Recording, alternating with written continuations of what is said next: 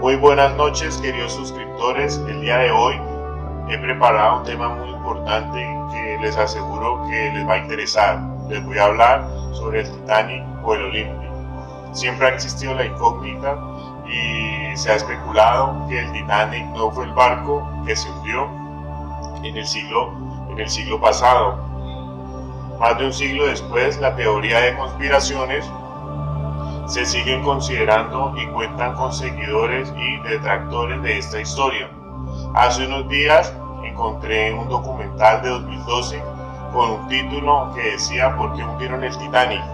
Dicho documental versa sobre el supuesto fraude de los dueños de la White Star Line, empresa naviera británica conocida sobre todo por el Titanic, mediante el cual intercambiaron los barcos Titanic y Olympic para cobrar un millonario seguro.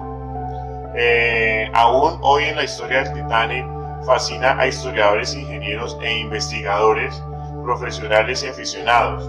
El Titanic, el barco más lujoso y grande de su tiempo, nos atrapa por su fascinante, trágica historia, comprendida entre el año 1909 por el fatídico hundimiento del barco. No muchos conocen en gran medida la historia previa al viaje inaugural y de naufragio. La mayoría solo tienen presente la escena de Leonardo DiCaprio en la película El Titanic de 1997. Aunque el Titanic fue en su momento el barco más lujoso y grande de su tiempo, su hermano el Olympic también lo fue al momento de ser votado. Lo diferenciaban aspectos arquitectónicos y que el Titanic lo hicieron un poco más grande y un poco más lujoso. Los planes para construir el legendario Titanic comienzan en los albores del siglo XX, cuando la empresa Cunard White Star Line comprendía la supremacía del transporte de pasajeros en el Atlántico. Se destacaba ese transporte por su rapidez y el tamaño de los barcos y por el lujo que tenían dentro de ellos.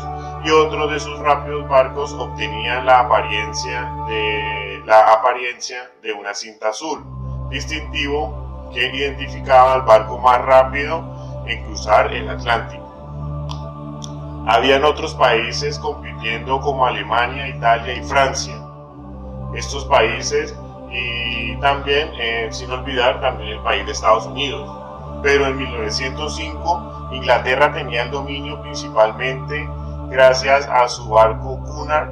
¿Sí? Es así como la White Star Line decidió competir con Cunard, no solo con el objetivo de venderla en rapidez, sino en lujo, confort y tamaño. Así nació la familia de barco de la clase Olympic. Los tres barcos construidos en su orden eran Olympic, el Titanic y el Britannic. Barcos muy similares, pero que tenían pequeñas diferencias arquitectónicas. Esos barcos fueron diseñados por el ingeniero Thomas Andrew. En 1908 se comenzó la construcción del Olympic y en 1909 el Titanic.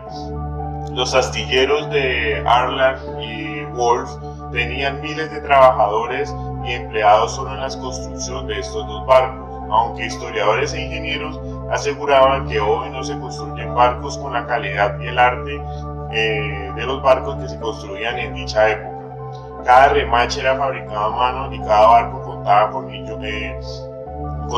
millones de ellos para asegurar las placas de acero que conformaban el casco. Los artesanos de la decoración lograron una perfección y lujo con detalles muy minuciosos. En 1998 una enorme pieza del casco del naufragio fue rescatada. Al examinarla, un especialista del Titanic, Time Malter, dijo que el barco tenía un casco que podría compararse con uno de guerra de la época, haciendo alusión a la formidable capacidad de la resistencia, de la durabilidad, por la forma como fue construido. Según la teoría de conspiración, el barco que hoy se encuentra en el fondo del mar no es el Titanic original, sino el Olympic, la versión en el 1911, cuando el Olympic ya se encontraba en servicio mientras el Titanic estaba siendo terminado. El primero tuvo una colisión con un barco de guerra llamado Arlbeck. En dicha colisión, el Olympic sufrió una perforación en el casco al lado del estribor, y en la popa también recibió una afectación por dicho accidente. También, de acuerdo con la teoría conspirativa, el daño del Olympic era tan grave que hasta el punto de asegurar que la quilla se había doblado. La quilla es, por decirlo así, la columna del barco. Es la parte más fuerte en la que se instala primero para que de ella comenzara a construir el barco. Es decir, es algo así como una columna vertebral. Doblar la quilla de un transatlántico o romperla requiere de unas fuerzas tremendas. Al ser botado el Titanic para ser puesto a punto, la teoría de conspiración asegura que el Titanic y el Olympic fueron intercambiados y que el plan era hundir Olympic para cobrar la multimillonaria suma de seguro. Dicho argumento se sustenta en que algunos días previos al viaje inaugural, el Titanic fue intercambiado por el Olympic. Asimismo, como el plan era hundir el barco, varios de los prominentes viajeros cancelaron su viaje, incluyendo a J.P. Morgan, dueño de la internacional Mercantile Marine, empresa matriz de White Star Line. El plan de fraude era naufragar el Titanic, cuyos pasajeros serían rescatados a tiempo por el barco California, barco perteneciente a White Star Line. La evidencia, sin embargo, apunta a que el barco que se halla en el fondo del mar es el Titanic y no el Olympic. Varios prominentes pasajeros no cancelaron su viaje. El Titanic se encontraba ni más ni nada menos el presidente de la White Star Line, Bruce Ismay, y el propio diseñador Thomas Andrew. El primero se salvó en el bote salvavidas mientras el segundo pereció. El costo del silencio de miles de los trabajadores de Belfast y pasajeros supervivientes de miles de trabajadores de Belfast que elaboraron la construcción del Olympic y el Titanic. El costo de callarlos a todos haría más cara y peligrosa la empresa del fraude, que además tendrían efectos nocivos de imagen para White Star Line, dependiendo del silencio de todas estas personas. Su tragedia en 1912 y luego en 1914, prácticamente 2 años después, la Primera Guerra Mundial, de la cual fue víctima el Britannic, el hermano menor del Olympic y el Titanic, terminaron con la época de estos 3 barcos.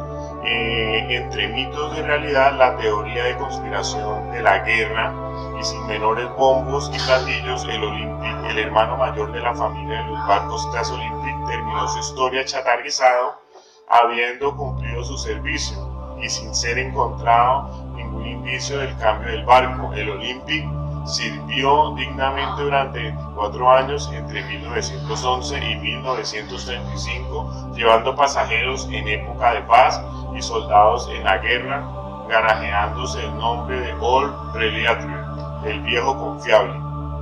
Espero que el tema que he traído para hoy les haya gustado y seguramente voy a preparar un tema mejor. Que tengan buen día. Hasta pronto.